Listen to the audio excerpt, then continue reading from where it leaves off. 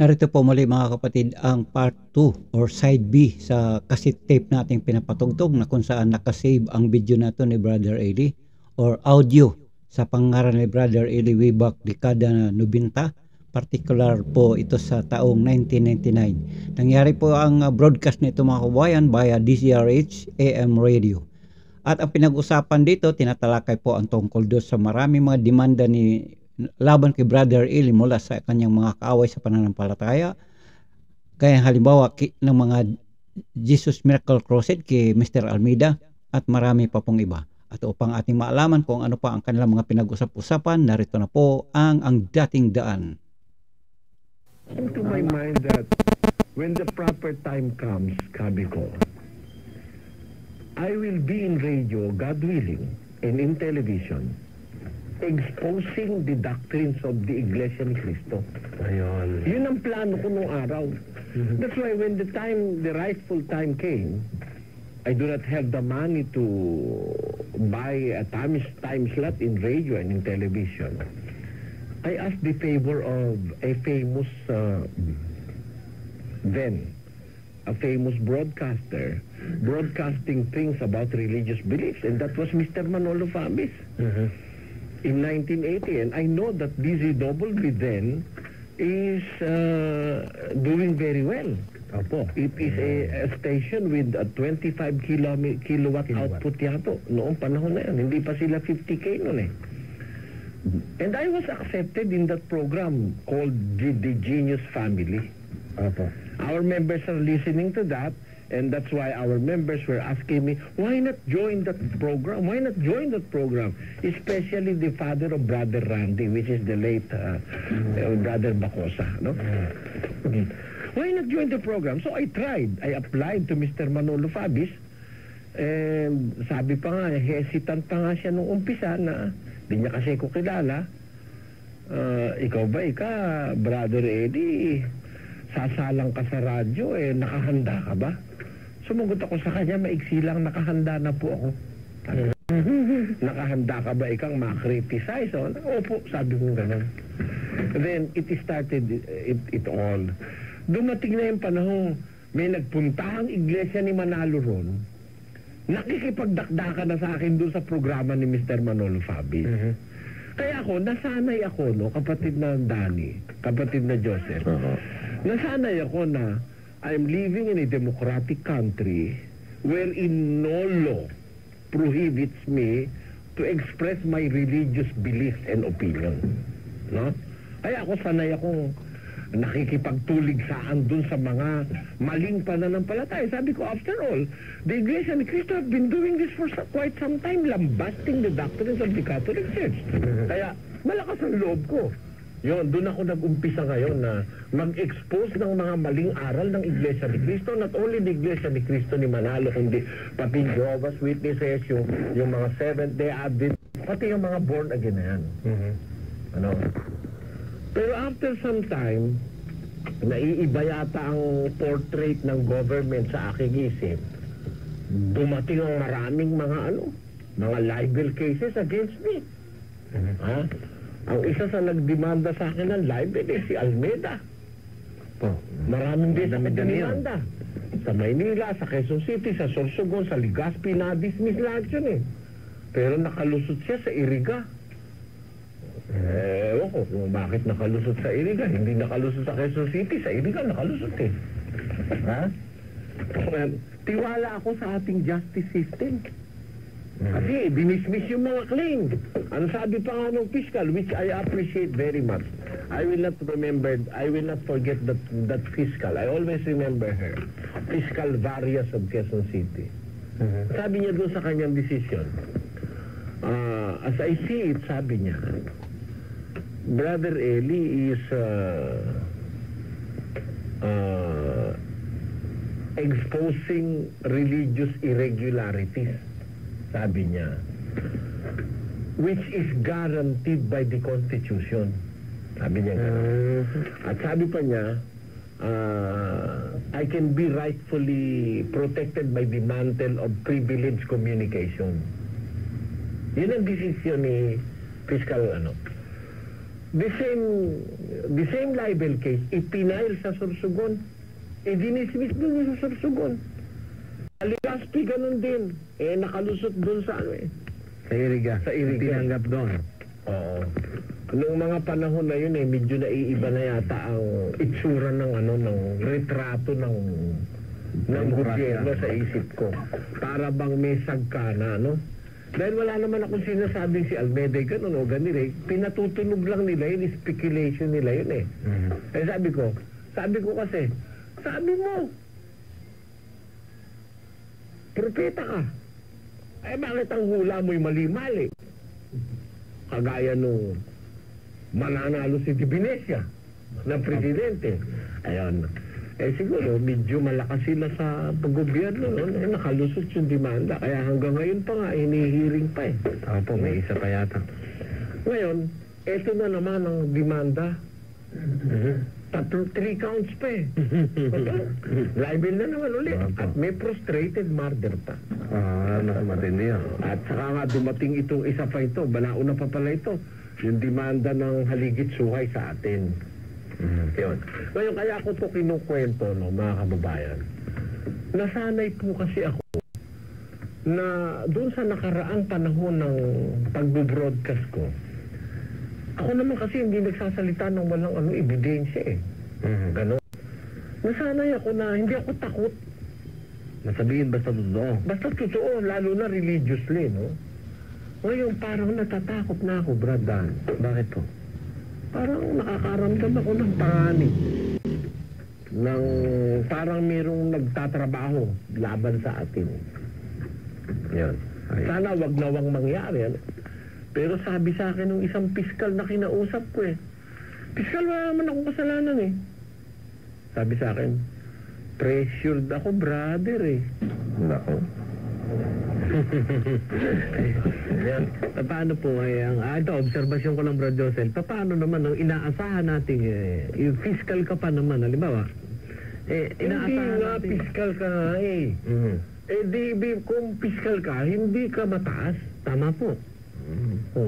Merong maaaring pumressure talaga sa'yo dahil may mas mataas sa'yo.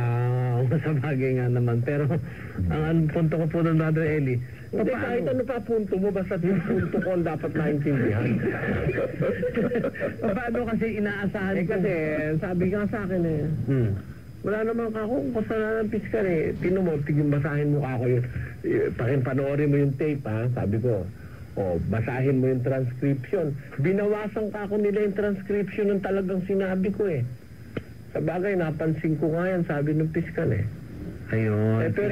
Pero brother, maraming pressure eh. Ayun. And that explains it. It practically explains it. Oo nga naman. Kaya ikaw nagtatagal akong mag-decide, brother.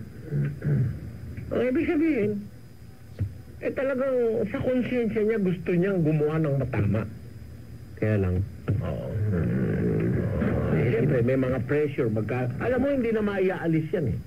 And we will be hypocrites if we will deny that fact. That the justice system in this country is sometimes hampered by connections. Mahirap. Tama o hindi? Tama po yun. I'm not speaking against the judiciary, of course. I'm speaking of experience and reality. That the justice system sometimes in this country is hampered by connections. Diba? Yung structure Ako lang napanood ko lang eh. Di ba yung ni Erap? Yung impeachment trial ni Erap? It must have been consummated smoothly. And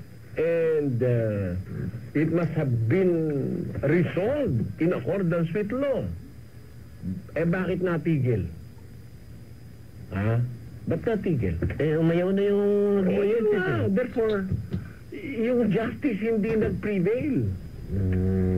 Hindi nag-prevail yung justice. Walang due course. Walang due course of justice.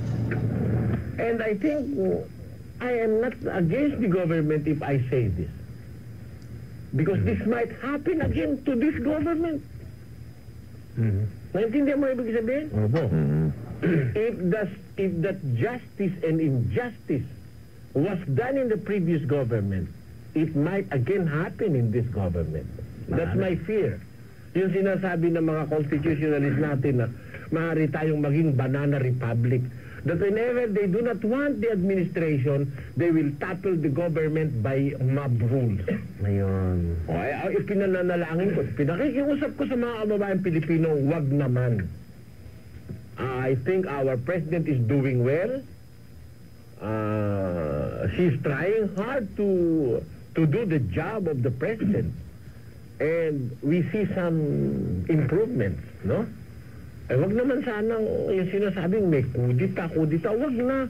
Magbubuwis pa ng buhay, lalo tayong magkakahirap-hirap dahil yung ekonomiya natin, magkakaroon na naman tayo ng setback. Kaya ang pakiusap ko, wag naman. At ang isa ko pang pakiusap, wag naman sana kaming gipitin. Ayun. Baka dumating naman ang araw, masama kami dun sa mga yun. Siyempre, hindi. Tao minsan may damdamin ng mga, Brad Josel. Alam mo kasi pag pressure ang pag-uusap di ba? Pagka may tumutulak sa'yo, Brad Danit, ikaw ay may maatrasan pa, atras ka naman pero naman, pag sumagad ka na ron sa atrasan mo, ala ka ng atrasan. Oo. Siguro itutulak ka rin para naman ikaw Minsan mayroon akong isang alakdang nakita, maliit lang siya. Dinuduro ko ng dinuduro. Atras siya ng atras. Atras siya ng atras. Wala nang atrasan. Pumorma Dito na kayong kamay. Opo. Talagang lalaban siya kahit napakalaki ko. Siyempre wala na siyang aatrasan Yun yata yun yata yung batas Yun lang ng ang self-defense. pakiusap ko sa ating sosyedad ngayon. Huwag naman sana tayong masyadong gipitin. No? Huwag naman sana dahil kami naman hindi liabilidad ng Pilipinas Totoo po. Hindi tayo liabilidad. Ang totoo, pagkarami-rami, libu-libong drug addict ang nagbago sa samahang ito. Naging mga law-abiding citizens. And we are constantly teaching them to abide by the rules of God, especially the rule of God, and to abide by the rules of man. Because that is a doctrine from the scriptures. Yun ang atin. Wala tayong anumang... yung Abu Sayyaf, kakapiraso yan Nanggugulo sa gobyernong masyado yan Pero binibigyan ng pagkakataon po yan. Binibigyan nga ng pagkakataon ng amnesty ang mga MILF Binibigyan pa ng lupa at saka binibigyan pa ng perang puhunan Tayo, hindi tayo nanghihingi ng puhunan sa gobyerno. Nagtayo na tayong karsada natin, tayo gumastos. Tayo nagpatambak. Wala tayong hinihinging ganyan sa gobyerno. Kaya sana, huwag naman tayong masyadong kapatid na dahil. Huwag naman gipitin dahil yan. Kawawa naman yung maliliit kasi never naman tayo naging liability ng kahit na ng gobyerno. Ang totoo, Bro Danny, mga kasama, tayo po i-compare ninyo sa ibang mga religious...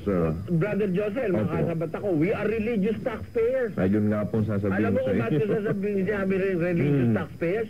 Biro mo, hindi binabayaran nating VAT sa ating radio and television program. VAT yung ibang programang telebisyon na relihiyon, walang binabayarang VAT. Tayo obligadong magbayad ng VAT and that is 10%. Imagine, if we are paying our broadcast 5 million a month, all over the Philippines, then our VAT is 500,000 a month. Opo. Sa broadcast pa lang yan, pera pa yung mga coordinating centers nating nagbabayad tayo ng VAT. Which is used for religious purposes. Nag-a-apply naman tayo, exempt tayo sa pagbabayad ng VAT dahil ito'y religious program and religious organization. Hirap na hirap tayo. Hindi tayo makalusot dun sa mga nasa BIR. Kaya parang tingin ko parang hindi fair Yun nga po. Kapatid na Dani. Bakit tayo nagbavat religious show? Wala namang komersya. Tapos ang ating ginagamit na mga coordinating centers being used for religious purposes at pati orphanage natin, pinagbabayad natin ng VAT. Sipin mo? Ay, hindi natin masasabing tayo ay liability ng gobyerno. Samantalang yung mga mga dambuhalang mga... Religion na yayaman. Nakaw. Libre. Dahil government owns yung, halimbawa, station o radio station, libre na po yun. Hindi naman natin question yun lang sana ang appeal ng maliit na samang ito, Bro Josel. Yun sanang VAT ma-free na dahil provision po yata ng konstitusyon yun eh. Oo, kaya lang, hindi yata applied sa atin. Parang yung konstitusyon natin may pinipili. Para yata Tagal ko na nag-a-apply ng exemption sa VAT. Hanggang ngayon, hindi pa tayo ma-exempt. Opo. Pagkalaki-laki ng binabayaran sa VAT, alam mo, sa ano lang, sa SBN lang, ang VAT natin, 170,000 a month. Naku po, napakalaki no sa isang organisasyon kagaya nating Samahan ng Mahirap, Bro Josel, no? Sa R8, mahigit din 100,000 ang VAT natin, kapatid na Joseph. Totoo po yan. Sa RMN, ganun din. Sa iba-iba pang mga television at saka radio station, may VAT pa rin tayo. Siguro... Yes. Microphone.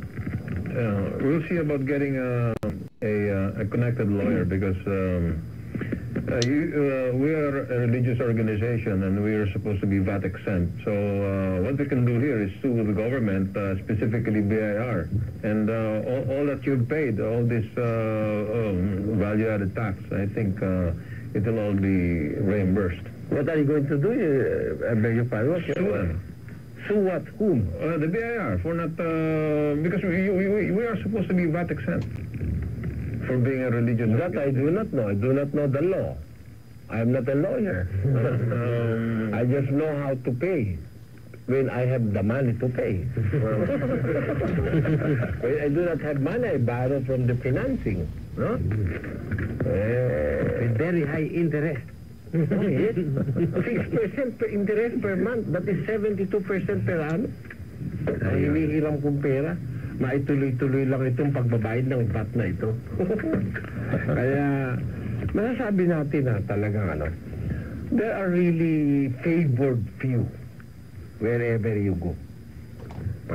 Mga kinakatigang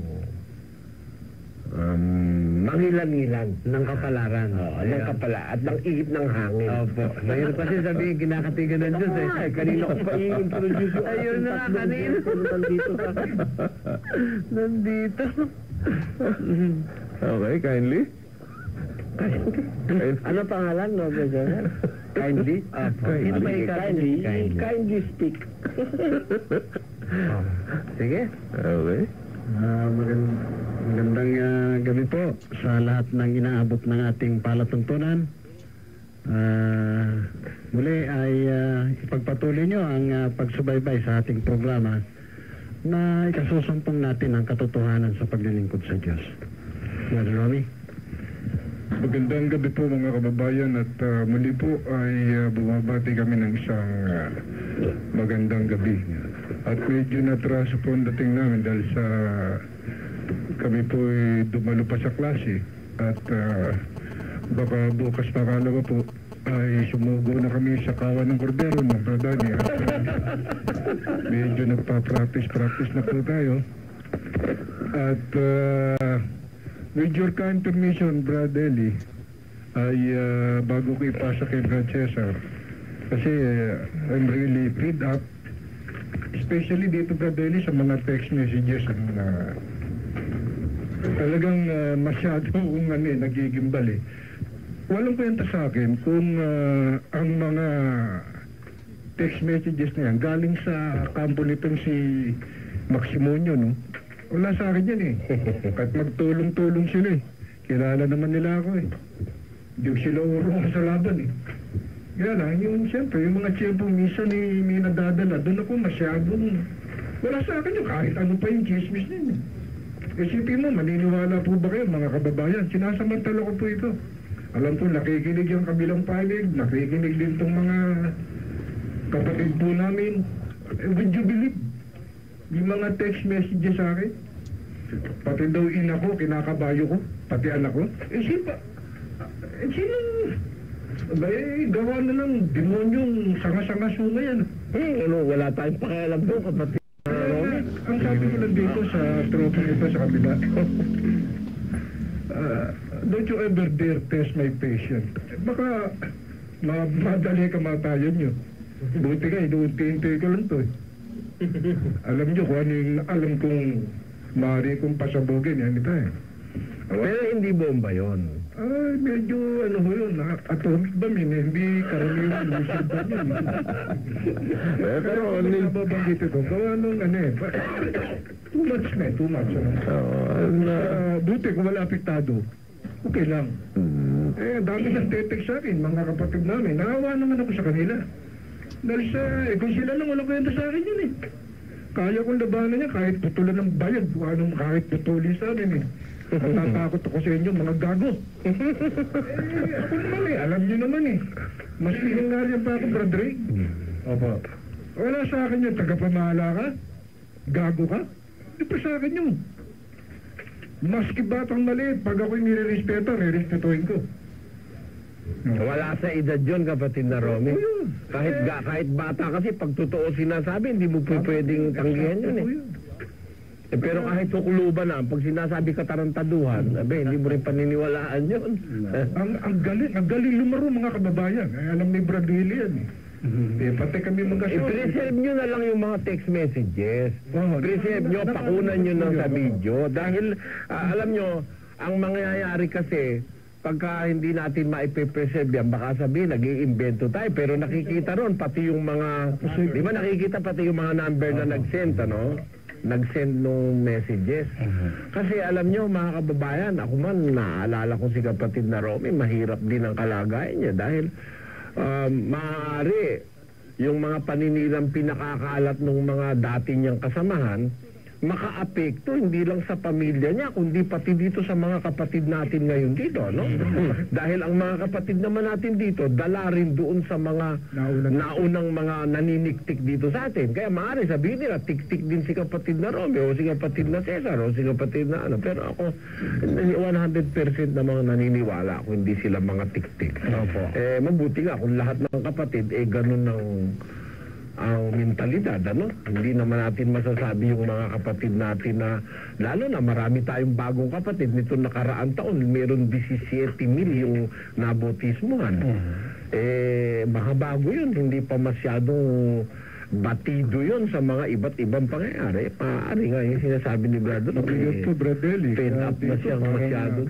Parang na rin akong kining pumalik eh. Dati gusto ko na ito at nakakalubilo ko Bradelli. Yun na lang ligaya ko eh. Kahit once a week, makirap si Bradelli, nagkatuwa. Tapos meron pang ganyan, no? Masakit eh. Kaya minsan, para ayokong pumanik eh. Baka mamaya akala, kukuha na informasyon. Teka, meron gano'n eh. Di ba may nag-text sa'yo, pinakita mo sa akin? Nga po. Na nagbebenta raw ng impormasyon si kapatid na Romy. Tatandaan mo yun? Kaya sabi ko, Brother Romy, magkano mo binenta yung impormasyon? Tapos sabi ko, pambihira naman yung mga yan. Kung talaga nagbebenta ng impormasyon si Brad Romy, bakit wala akong naririnig na something new? Bakit yung pa rin ang idinadakdak nitong tatlong magkakabarkadang ito? Isang kalbo at dalawang malapit ng makalbo. Ba't hindi nadadagdagan? Kung nagbebenta si Brad Romy, makwarta kayo, no? Wala naman palang impormasyon, nagbebenta kayo, ha? Makukwarta kayo, ha? Totoo po niyan eh, nauga kasi, nauga. Talagang nauga. At alam naman nila yun eh. Yun lang alam ni Brad Willie sa amin lang mag-asawa, di ba? Talagang ang kabastusan, mga sinasabi. Halos nag-away na kami mag-asawa eh. Bilib ka naman, mahusay gumawa na eksena. Maniniwala kayo yung pagkakade-kadena. Kaya kami nag-aaway, ba't ka ako tumatama itong mga text sa akin ka? Bumisa, naghahagaran na kami. Galing lumaro. Dumi. Sa bagay, hindi nyo ba natatandaan nyo? Ako raw kasama ko yung driver ko sa hotel. Hindi ba natatandaan nyo, Brad Romy? Hindi ba text din yun? Kaya... Sa bagay, hindi naman ako nagtataka yung mga pakulo nila. Galing gumawa ng mga ano. Si Christian Diyos niya, nagawa niya ng tao. Hindi na pagtatamo dyan sa mga tao. Ikaw na nga, Francesa. Yung tao, pwede nilang gawing anghel, ano? Karo, may puso mo. Magandang gabi po sa inyo lahat, mga kababayang nakikinig. Totoo po yun, dahil naramdaman ko rin yung ano ni Karomit sa mga ilang araw sinamahan ko rin siya dahil talagang naramdaman ko rin yung mga naging epekto sa kanya. Kaya naman, may katunayan lang yan. Katunayan lang na nasa tama tayo, kaya kaya natin pagtisan yan. Pag-uusigin kayo, sabi ni Jesus, di ba? Yun lang ang katunayan na tayo kabahagi ni Kristo. Bangkap tayo sa kanyang katawan. Sa tunay. Hindi doon sa hindi totoo. Diba? Saka hindi, kapatid na Cesar. Pagka hindi naman mangyayari yun, may lalabas namang hindi tumatalab yung salita ng Diyos, ano? Kasi sabi ng Biblia, walang salitang mula sa Diyos na di may kapangyarihan.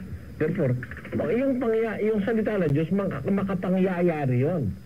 May pangyayarihan naman yun. Kaya ang sabi ni Kristo kayo'y hindi taga-sanlibutan. Kayo'y hinirang ko sa sanlibutan. Kaya, ayun ang kaya ni Kristo. Apo. Kaya, napopuot sa inyo ang alin? Ang sanglibutan. Kasama ba ang gobyerno ron? Meron ang gobyerno rito Diba? Kaya napupuot sa inyo ang sanlibutan. Inyong alalahanin ng salitang sinalita ko sa inyo. Kasama ang gobyerno riyan Apo, kasama nga. Yung gobyerno kay Kristo. Pati si Kristo nga kinagalitan Sino ba nagpapatay kay Kristo? Hindi ba yung gobyerno nung relihiyon na yon? Apo. Ang sabi, kaya alalahanin ninyo ang salitang sa inyo'y sa aking sinabi. Ang alipin ay hindi dakila kaysa kanyang Panginoon. Kung ako'y kanilang pinag-usig, kayo man pag-uusigin din. Biro mo namang katakot-takot na pressure ang tinatanggap ni Piskal. Katakot-takot naman yan. Galing na sanlibutan. Oo, pressure na sa libutan. Oo. Kasi tinawag kami ni Piskal Paghaharapin kami. Hindi dumating. Hindi ka sila dumating Paano ngayon to Piskal? Ako andito ako, sila wala. Baka mamaya patatawag mo na naman ako ulit dahil kong trabaho. Hindi ako na ikayan. Kaya lang, ang hirap kang desisyonan. Agad-agad. Matatagalan tayo. Bakit? Maraming pressure And I think he's telling the truth. Maraming pressure. Sabi ko nga, pinuntahan ko nga yung aking favorite senator Senator, wala din ba ako matutulungan dito? Biyabay ka, pag presidente na ako tutulungan. Hindi pa tayo ng 2 years. Paano kung maunsyam Bumuti kung walang dagdag bawas.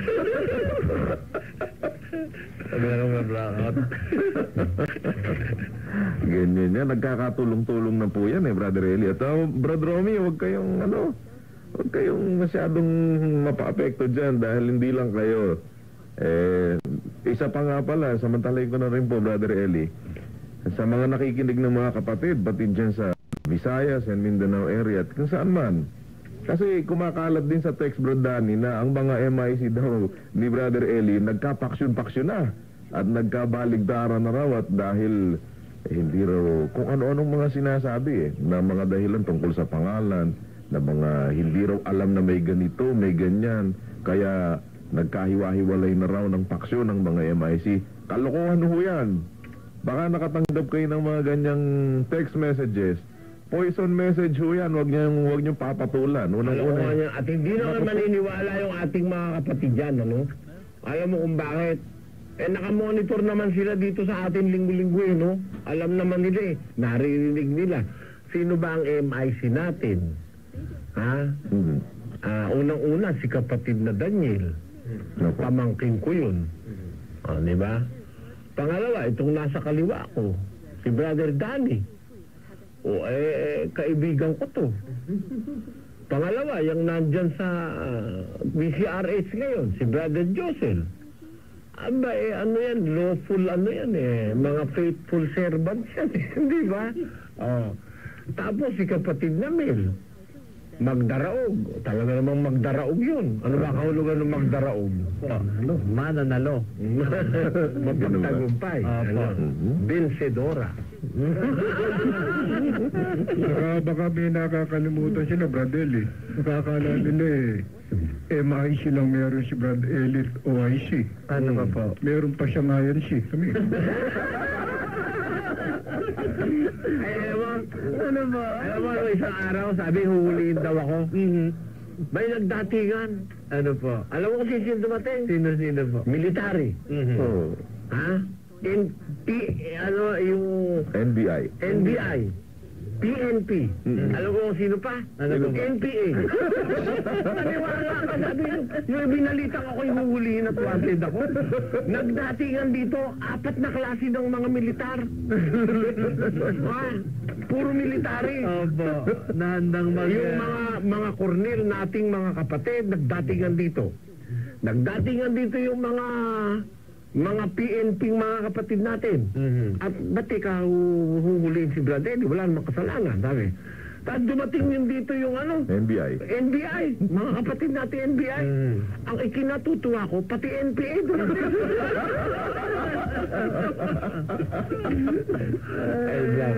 Kala nila, hindi lang pala MIC, pati INC. At pati NPA. Yung pong NPA na yun, dati silang mga NPA, kapatid na Josel, di ba? Oo. Hindi naman tayo, hindi Oo, mga kapatid natin silang dating NPA, ngayon ay kapatid na natin.